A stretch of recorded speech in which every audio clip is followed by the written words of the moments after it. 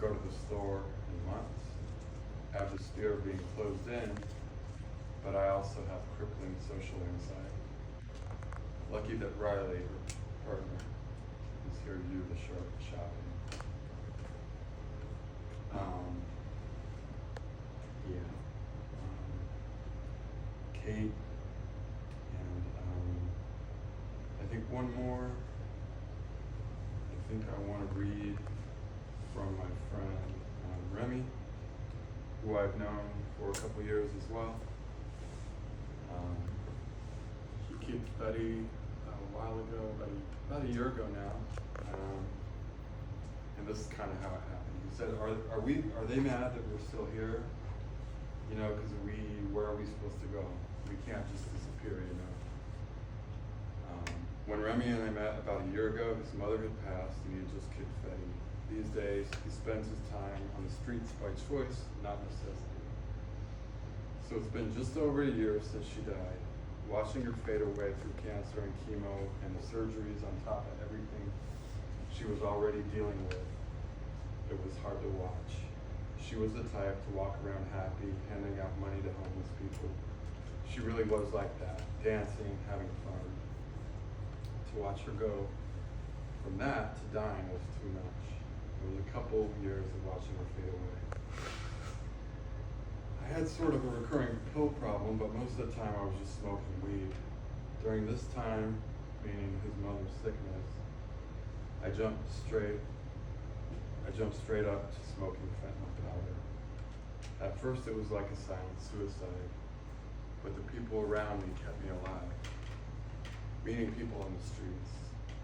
The first person who brought me back from an OD was Brandy, who's up on the wall over there, who was a medic in the Army during Katrina and who's out here fighting her own demons. I kept jumping off that bridge and they kept pulling me back and holding me close. At this point, I was on the run too for violations, parole violations. I decided I wasn't going to be in jail when my mom died. I knew it was coming. When I finally got that call, she was gone, and it really hit. I didn't expect the autopsy to say overdose, but I get it. It made a lot of sense. When I hopped on the plane to the funeral, I had one bar of Xanax and cold turkey the rest. I did try to find some shit in DC, but gave up. I was dope sick at her funeral. That first week was hard as fuck, and the next 3 months I spent alone. I couldn't even talk. I've been there. It took 4 months to beat the craving. Eventually I said, fuck, I gotta make myself happy the way I did before I started all this. So when I got back to Portland, I said, the people who kept me alive the past couple of years, I owe them. You know what I mean? I'm not gonna act like I'm better than them because I got off it. Now they can see that it's possible. If they're mad we're still here, it's okay. We keep coming back to each other. With or without doubt, I'll be there. That's Remy. And I just chose those three because I mean it's all there for me. Like I really relate to all three of those people on different levels. The loyalty, the struggle, the abuse, the chaos, and the hope, you know, and being there for each other. And so yeah, those are my friends. Those are just a few of my friends, and I'm really proud to know them and all these people up on these walls. I thought maybe tonight I would just talk a little bit about, like, when I first started thinking about this whole thing and wanting to do it, it kind of came to me in one big flash. I wanted to make a photo book. I never owned a camera, but I wanted to make a photo book, right? So, typical delusional alcoholic behavior. And but it makes a little bit of sense, I think, because like I grew up, you know, like my mom and my older sisters raised me. It was a one-parent household. It was a one-income household. We were really poor, and lots of bad shit comes with poverty, right? But one good thing that came from it was like there were no toys, so we were always going to the library, and I was stealing comic books too, and books became very important for me. They're how I figured out like the wider world. There are like worlds inside of books, right? And whether it's literature or art or whatever, you get to experience new things. And you know, like being into comic books, I was really drawn to like surrealist art and stuff like that. And you know, and then yeah, you know, like life was hard. There was a lot of chaos, instability, abuse, etc., etc. You probably know the score. I started using and drinking like at a really young age, and I dropped out of high school like my sophomore year, I think. But like I always stayed attached to books, and I kept reading. I kept looking at art. I collected books. I stole books. I went to the library. I ended up spending days in the library later on when I didn't want to be in the elements or I was hiding out from someone. Like the library was always a place for me.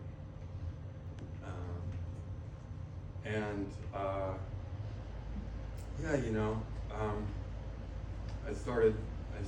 you know, addiction started really young, and there was like lots of incarceration and trips to the hospital and rehab and all that shit. And you know, I was a blackout drinker. The first time I drank, I blacked out. Never really changed like that. That's what I wanted. I wanted oblivion. I wanted not to feel myself, be aware of myself, feel my body, be conscious of myself and the world around me. And that went on for 32 years, somehow in my life. And, so I got clean 7 years ago last month. I ended up in transitional housing, and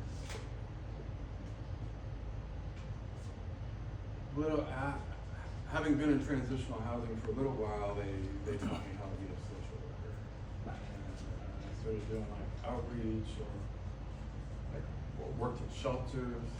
I worked at a flop house for a while, which was fun and scary.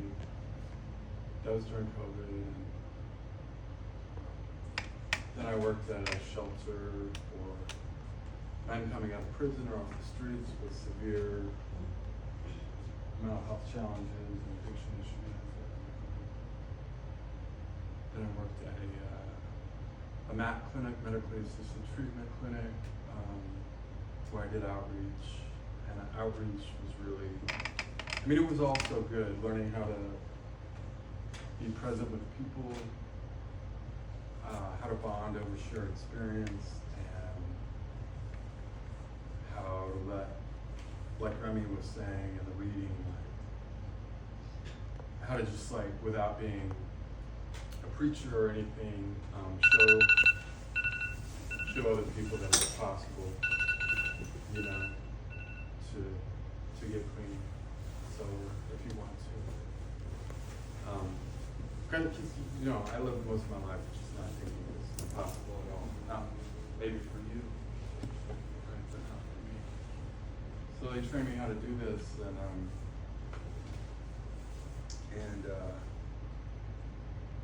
what happened? So Nikki was in an SRO at the time. I was in transitional housing. I think she said it's time to get an apartment, right? And I was like, okay. And I didn't really participate too much in that process. Looking, Nikki did it. She found us a great spot for cheap, but up in Northwest Oregon. So it's like half a mile from Chinatown where I was living, you know, but a completely different world. And we moved up there,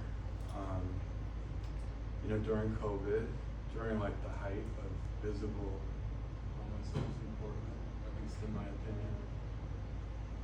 And we were living up there, and like I had been clean for a couple years, and people started telling me like crazy shit because they didn't know like my history.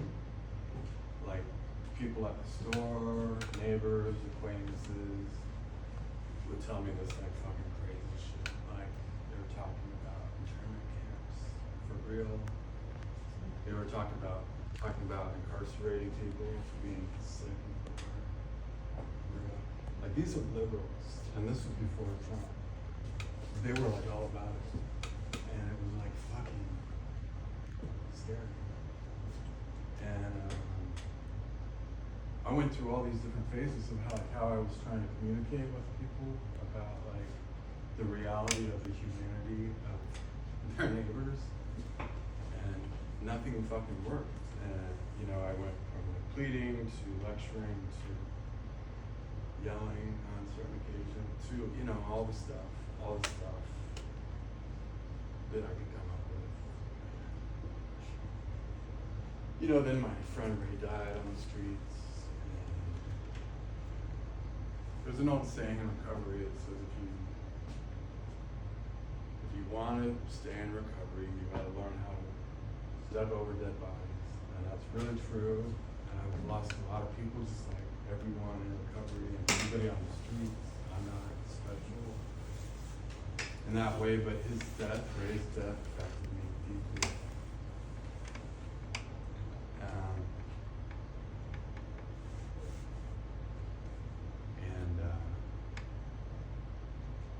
Yeah. One day I was laying in bed looking at this book by Jamel Shabazz, who like photographed Harlem in the 70s, 80s, 90s. He's still working, but he did it during the crack epidemic. And like the photographs are about joy and strength and unity and positivity and family, and they're so beautiful, you know, and like all the stigma and all the stereotype has been stripped away, and it's just, and he is a member of the community, you know, and it was really powerful to me, and I just thought like, that's how you do it. Like, maybe that's how you communicate, you know. And so this thing like came to me kind of fully formed. Like it's changed over the years, but it was like, yeah, I'm gonna make a photo book, man. I didn't even have a camera. And then like shortly after that, my friend B, who's on the streets now, gave me a camera.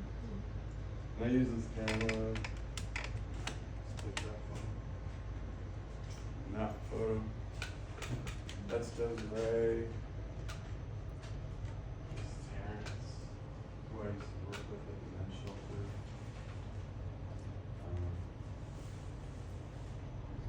So I'm going to just pass these around. There are a couple other books that were important. There's this book by Valerie Bauer called Homegirls. It's these three young ladies in Roosevelt Park, LA. And what I really love about this book is that these young ladies are really self-possessed, and they really know who they are, and they're really proud of who they are. And I can just see that the photographer, Valerie, who's also a part of this community, gave them that power, or didn't block the power. But they really come through, and it really affected me too. We can pass this one around over here. And then finally, there's this book called Pradio by Javier Alvarez. And this is a book of photographs taken in an abandoned high-rise in Sao Paulo, Brazil. Javier was not a member of this, where our whole community of people squat.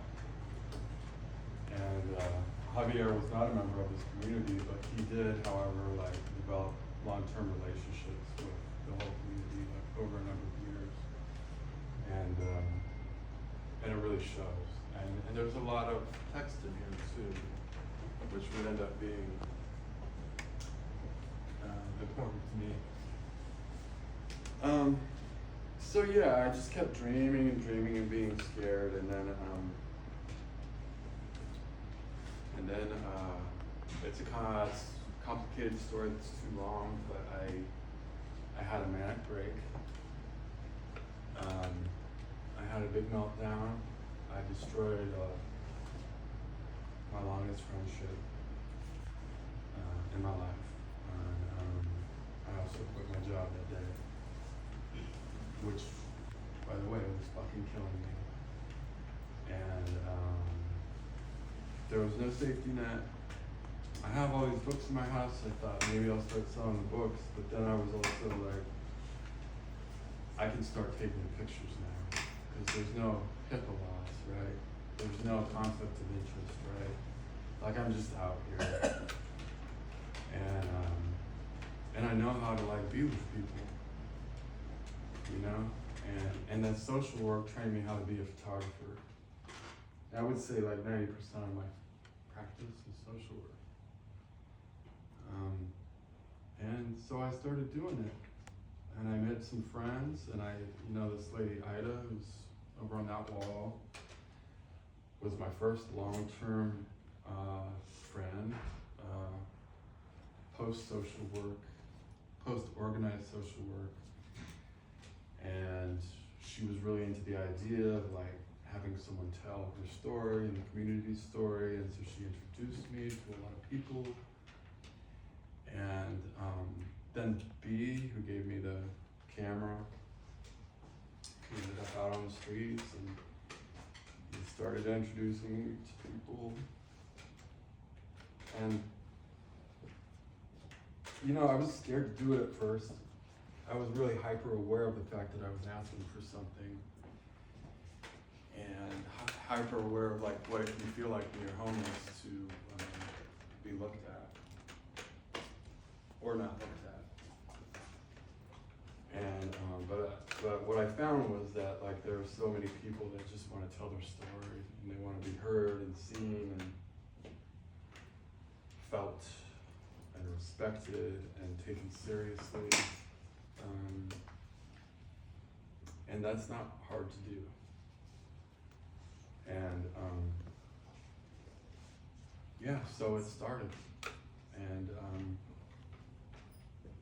I've just been out with the community, and they've been very generous to me, as you can see.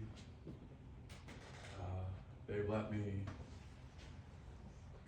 make photographs with them. They've told me about themselves, about their families, about their experiences, about their struggles, about their hopes, about their victories, about their pets, about the whole thing, And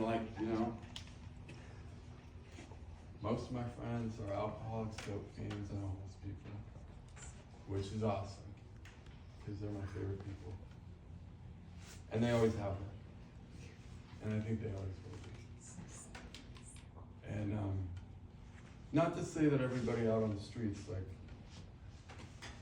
has problems with substances, because they don't. So I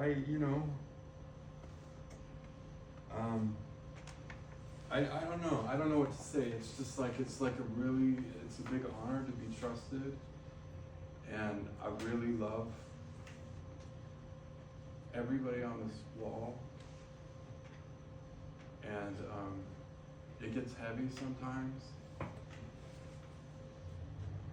just to be a witness, but I'm really honored, I'm really honored, and I feel blessed. And I don't know. I think that's it, maybe. Are there any questions, Candace? I'd love to hear you talk about your evolution as a photographer as well, because we've seen your little new camera. Yeah. And so how did you go from that to where you are now? Yeah, that's a good question. That's also like another credit to Nikki. Nikki had a Nikon F2 that belonged. Oh yeah, I need to talk about that. Thank you. I did want to talk about it. Yeah. Nikki had an F2 that her stepdad had given her, and then she was like, "Why don't you just use this? It's really nice." And I was fucking terrified of it. I don't know how cameras work. Like I just thought that there was like so much to it, and so I thought about it, and I was scared. The typical like alcoholic thinking, at least for me, like I'm afraid of anything I don't know. And it took like 6 months, and finally I just picked it up. Like I kept watching YouTube videos and shit. And finally I picked it up, and like I went out and I just did it, and it wasn't that hard. And as far as like evolution as a photographer, I think what I'm really working on right now is like capturing a little bit more of the environment. Like not always, but I really love portraits, but I think the environment deserves to be in there too. Speaking of portraits, like this is a photograph of my mom, and I'm going to pass it around. What's her name? Shelly. Shelly. I've been looking at this photograph my whole life, and I just realized yesterday that like this has influenced the way that I photograph people. I think my mom is really beautiful, and she's really cool, but also like I know what she was going through when she was 19 years old, and like I can see it in her eyes, you know. And I just think she's so brave, and it just reminds me of who I work with, Shelly.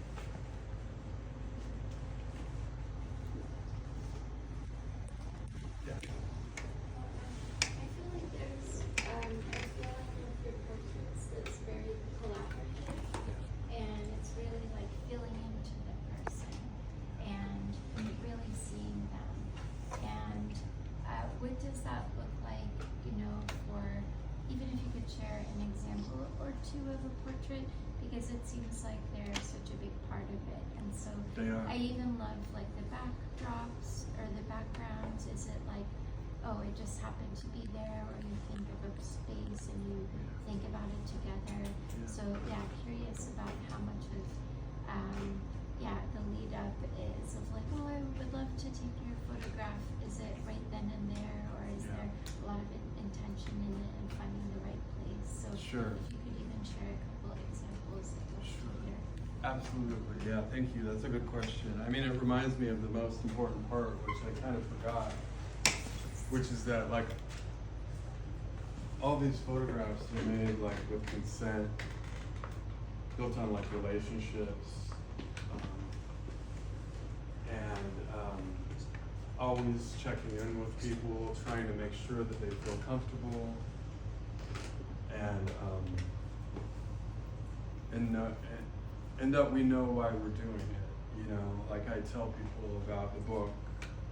I tell people if they ask me about my own experiences,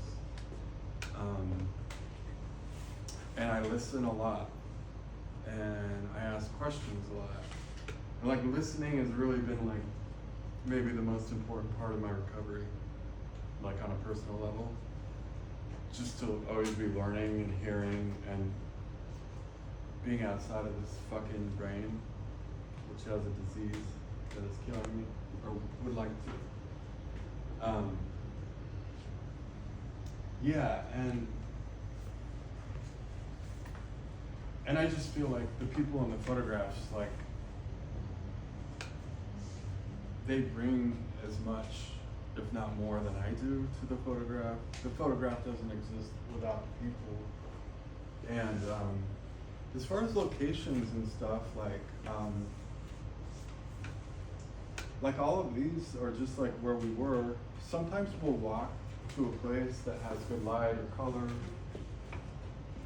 Or like this one right here, Google, which is one of my favorites. I was just walking down the sidewalk. We know each other. I saw him. I was like, "What's up, Google?" And he's like, "Nothing." It was the evening. This is right by my house. I sat down. We were talking. I was like, "Man, you look cool as fuck. Can I take a photo?"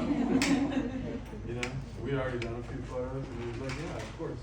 And so we did. And then I was like, "You need anything from the convenience store?" And he's like, "Yeah, you know, like, can you get me a chocolate milk and some cereal?" Of course. So, you know, Tim and Blue. This was on a hot summer day. They were in one of those huge, like, stadium-shaped or carnival-shaped tents, and Blue's owner, Ryder, had gone off to like sell some dope or something, I don't know. And I came along and I was like, knock knock, and I was like, "What's up, man?" And so I came in, we were hanging out, and he was fucking around with his blowtorch, like, as per usual. He will tell you that he's a pyromaniac, so I don't mind using the word. But yeah, so we're just chilling, smoking cigarettes, and we made a photo. On the other hand, like with Riley, there's a whole story for Riley and his mask, just tired of being stared at. I fucked, in his words, by citizens, and he took me to a secret spot on the water, and we were up on all these structures and everything, and just having fun. And so he took me to that spot, and you know, he brought his style and his personality, and like, you know, basically he made the thing for me, so just like everybody does. So, you know, obviously I'm really grateful. I think to add to that, when you talk about, like, I'm sure that you shared these images with your friends. Yes. What's that like for folks to see themselves being seen and acknowledged? Yeah, I mean, it varies. With Tim, that's not our first photograph together, but when I first showed him the first photograph we took together, he hadn't seen himself for like 2 years or something. He didn't know what he looked like anymore. So that was like one of those moments where it's like, wow. It's powerful, you know. And Tim's handsome, you know, and I feel like he should know that. For real, you know. Other people, you know, I've given out a lot of little 5x7 prints, you know, and people really appreciate that. And sometimes that's part of the deal. I like to give people $5 when I have money, which isn't always, but it's pretty often. Like I said, I'll buy food for people, tents, sleeping bags, harm reduction supplies, women's hygiene. There are people in this room who have donated those things to me, which I really appreciate. Cat. And I pay for those things, and it's hard. But I'm glad to do it.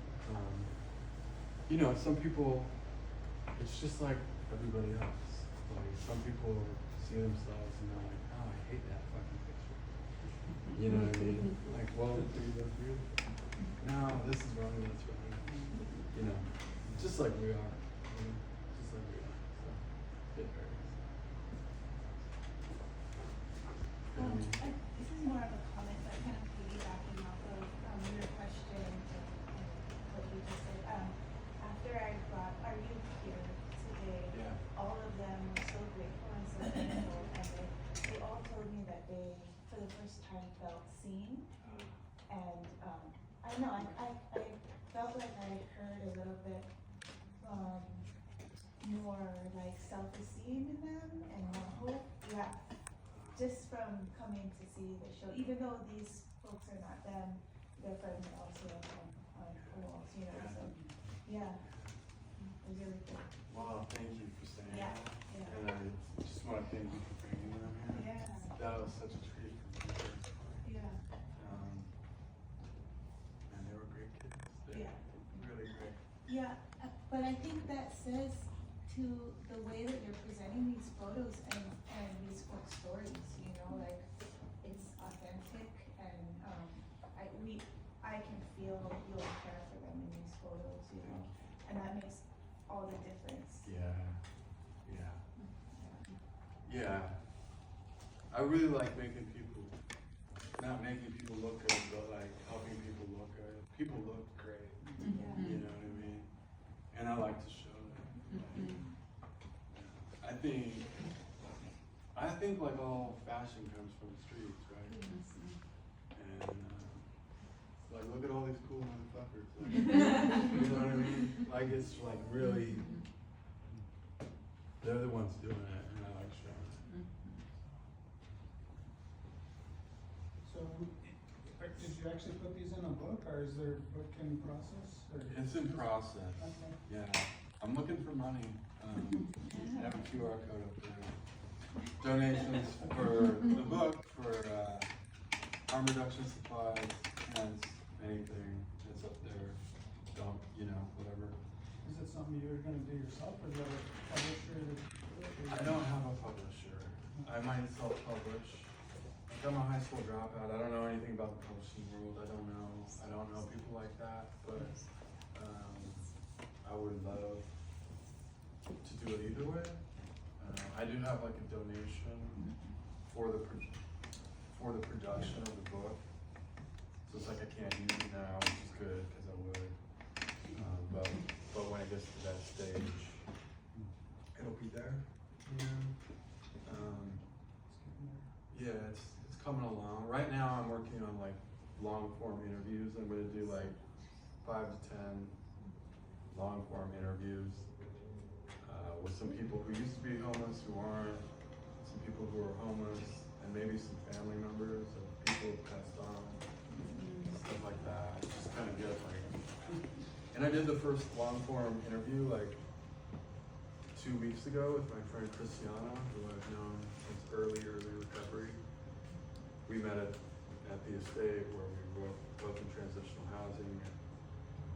You know, over the years she's told me a lot of shit, but we sat down and she talked to me for 3 hours, and it was a fucking spiritual experience. So I know they won't all go like that, but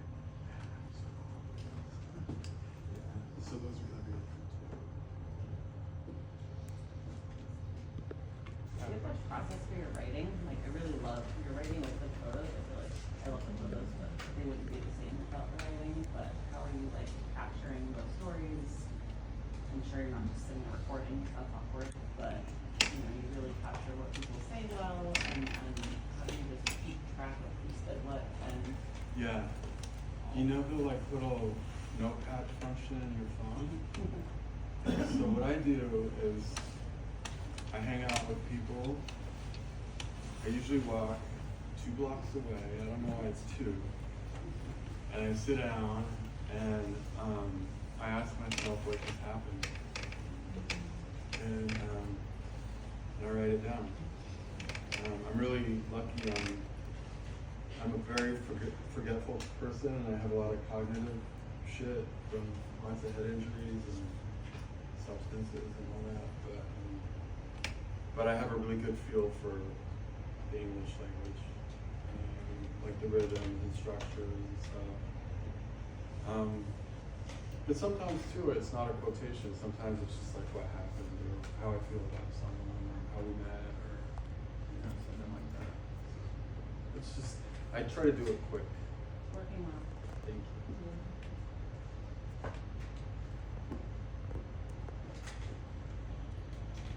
So I'm thinking about the photo book, Yeah. and I wonder if you have thoughts about who the audience will be. The audience will be broad, I know that. My question really is, do you have in your mind who the audience would be? And do you have in your mind what you want to accomplish with this book, in addition to being a photo book? Sure. Yeah. I mean, what I want to accomplish is communicate with the people who don't recognize the humanity in our homeless community. I mean, that was the original thing, and that's still true. But I would say, in addition to that, like, I really like what Kanani said about how the youth, how the youth reacted to the photographs. Like, that seems really important to me too, and I'm really into that. So I don't know if I could hit two birds with one stone. I think that would be great. Yeah, but I just have to do it the way that I think feels right, and then if people like it, they like it. I guess. Yeah, well, we can't. No, I can't control that. No. It brings right to the forefront our delusions about what we can control. Yeah, no, Like, yeah. So I'm just gonna do the thing.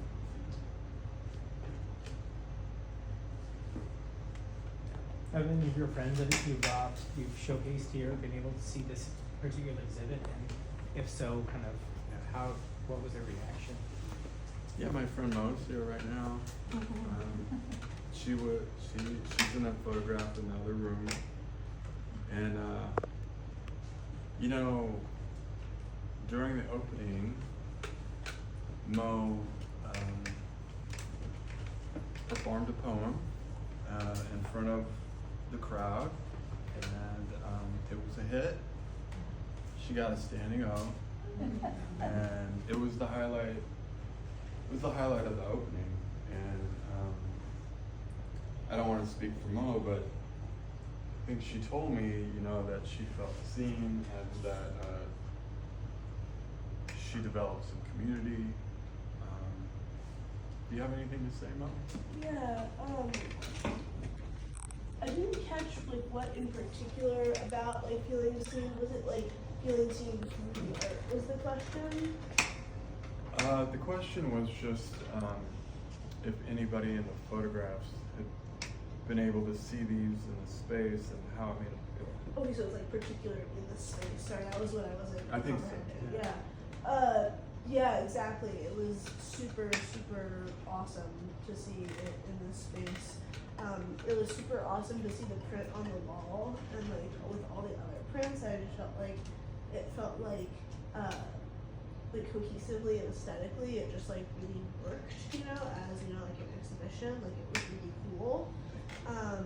And then I've been told by people who've seen my photograph, they really liked my expression and how my face looked and stuff in it. And I finally sort of got to see not on a cell phone screen and just in print form what it actually looked like, and sort of look at it as a third party looking at myself almost. Mm-hmm. And it felt really almost as compelling as I think the photograph would be to someone else who's never seen me or it before. And in this gallery space, I feel like there's really separation from self in the photographs. And I think I'm all about dissociation and separation for self as a means to healing, because dissociation can be a very dark and psychotic and horrible thing, but you can also sort of bridge yourself to healing by blurring the lines between inner and outer. And I just think like that is what this exhibition at least did for me and made me like sort of see myself the way others might, but also see myself the way I do, superimposed on the way that like the world and the roles the world and this space puts us in, and then also what Keith sees. So it's just kind of like a really complex dance, and I think it's really important and empowering to feel to be in that position. So also, if you want me to read another poem, I will. If you don't feel like I'm joking. I'm joking. Yeah, okay.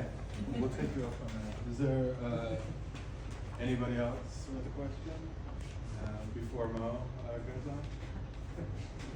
Do you, with the show, have a desire or an outlet to possibly bring it outside of these walls to other people who may have, like you said earlier, like long before the Trump and stuff, who are stigmatizing and still are too afraid to actually look at the repercussion of that in their communities?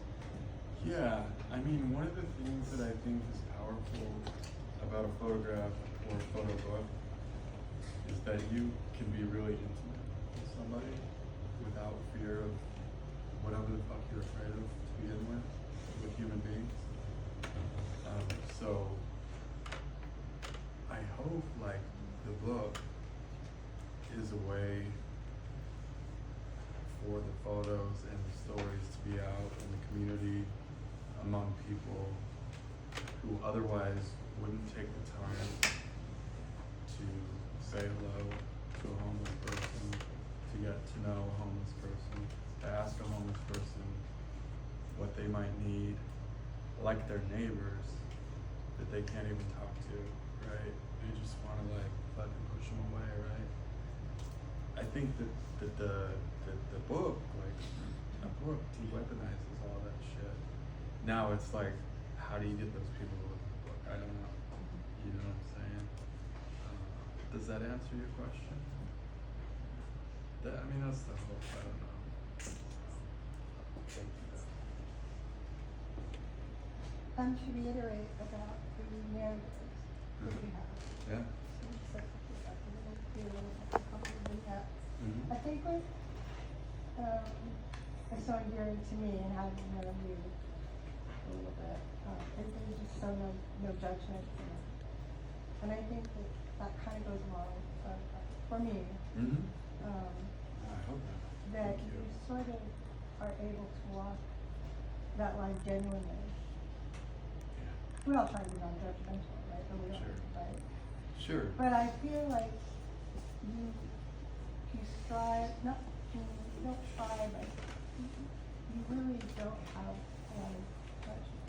And I feel like that's part of the art. Yeah. For me, and for maybe somebody who would read the book. Thank you. Yeah, I haven't spent as much time outside as a lot of people I know and a lot of my friends. But like, I traded sex for like shelter for like a lot of years in my life, right? And I didn't even know that was homelessness. But like, I didn't have a room, I didn't have a place, I didn't have any control, I wasn't on a lease, there was no security, it was all chaos, it was all up to the other person who had the power, who had the space, and all that shit. I did, and also I was like, I'm not like a victim, I did a lot of bad shit too, and I was sick, and I still am sick, I'm just in recovery, and so like, how am I gonna judge anybody? Like,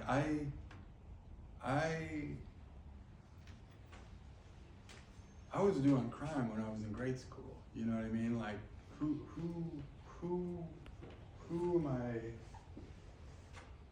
am I gonna judge? I love all these people. They're my people. Sounds cool.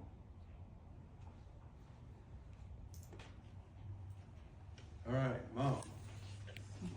Okay, I think I have re-edited it to my approval. thing when I read poems where I like re-edit it slightly to like please like some like I don't have OCD, so I guess it's insensitive to say, but like some like OCD compulsive tendency of like it needs to be right, and then the next time I read it, I like completely re-edit all the parts I edited this time, so it's just like a living document, you know? But it maintains the same like core pieces. Do you wanna Oh, you want me to trade go me over there? spots? Well, whatever you're comfortable with. I'll go wherever I feel like you want me to be. Hi, so I'm Mo. I'm in a photo over there, and Keith is really awesome. And I would highly encourage if there's any very wealthy patrons around here to give him money for his book. If like there's like a really like wealthy sugar daddy who really likes like cool important art, he's the guy. Okay, like he needs your money, stat.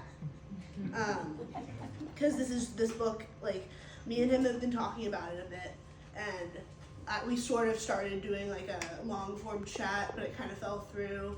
And everything I learned about it, like he took a photo of my cat, and it was just like the coolest photo ever, and it was very evocative and awesome.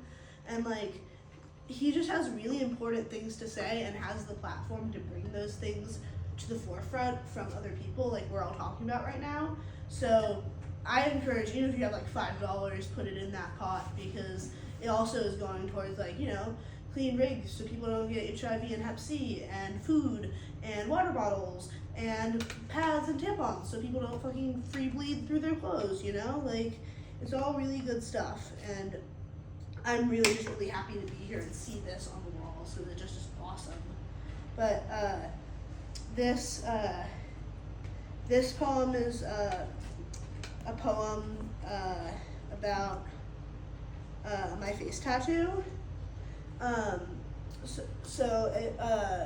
It's Hebrew for truth, and like the word itself is pronounced emet, and it's a reference to the story of like the story of like the Golem of Prague, who like this rabbi created him out of mud and marked him with the word emet to like make him come to life, and he protected the Jewish people against like blood libel accusations of the fucking sorry, I'm getting texts.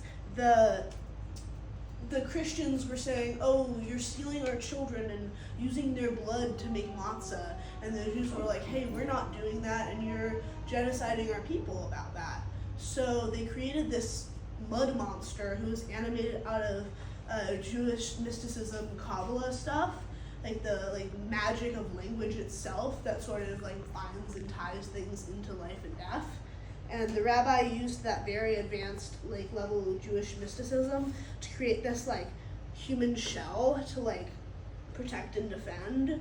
And then when he inevitably went crazy, because he is kind of a weapon of mass destruction, when he went crazy and started killing everyone, the rabbi crossed out the first letter in emet, and when you do that, it doesn't spell emet anymore, it spells met, which means death.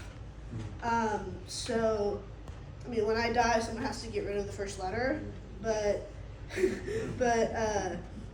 it's my tattoo personally for me means like, I see myself as a golem because I'm autistic and disabled, and autistic and disabled people are often seen as less than, like, you know, like humbling homunculus shells that like aren't worth what other real people are worth, but we still have to take the brunt of a lot of what society gives us, like we're the defenders, we're the protectors of our own, you know?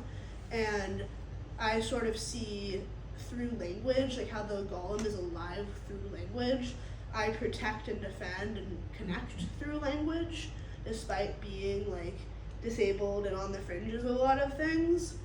And it's also like, you know, in fucking like, what is it?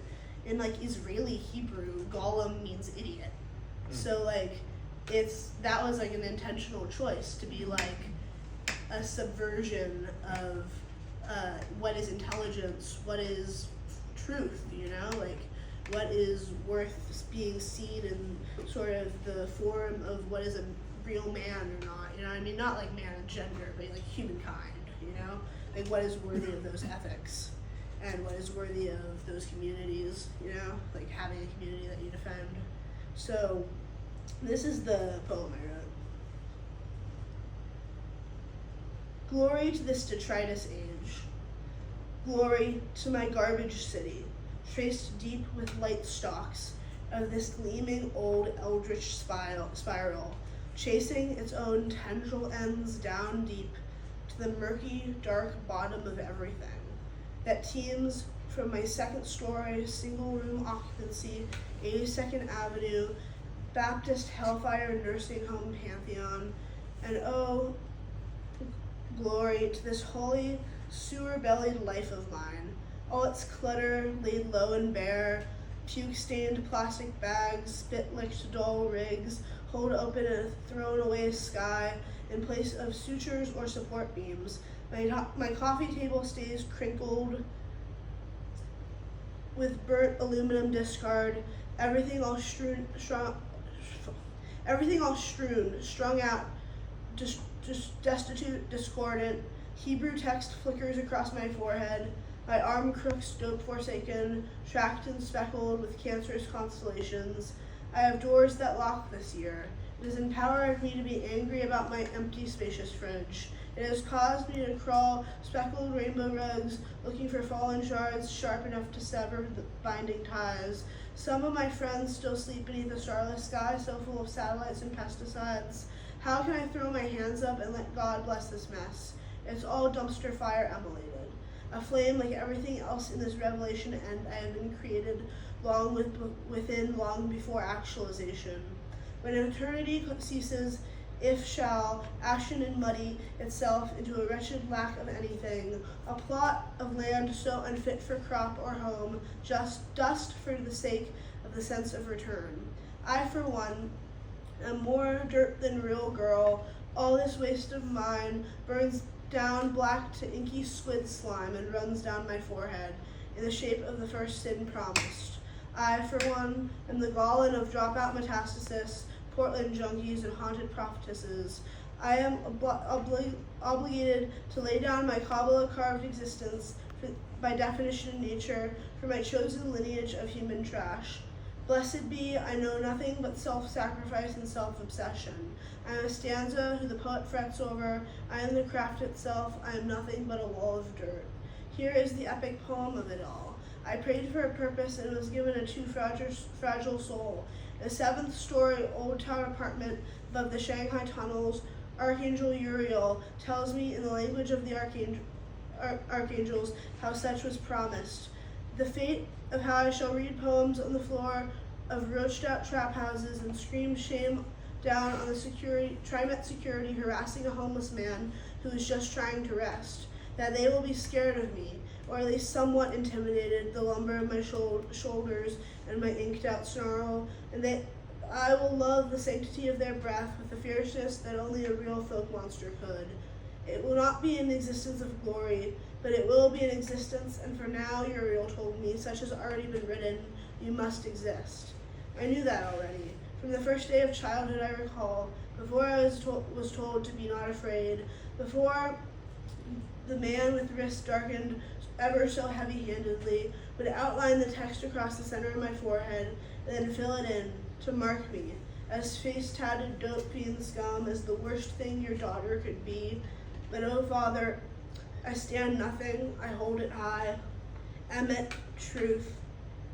When I feel like dying, I trace spirals against blistering chemical burns. When I protect, I am worthy.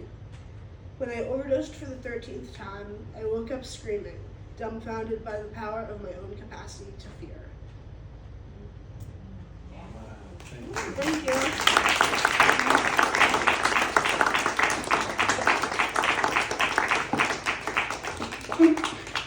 Okay, well, if nobody has any more questions, please feel free to look around if you haven't seen the show. Make yourselves comfortable. Or go home or whatever you need. Thank you.